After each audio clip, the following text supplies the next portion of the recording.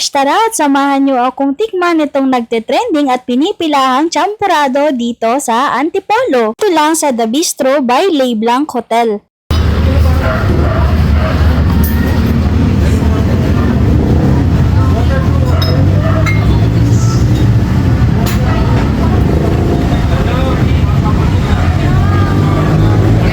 Narayo itong champurado nila beshi dahil bukod sa kakaiba ay dahil masasabi kong masarap siya beshi at sulit naman yung 3 oras naming pagpila.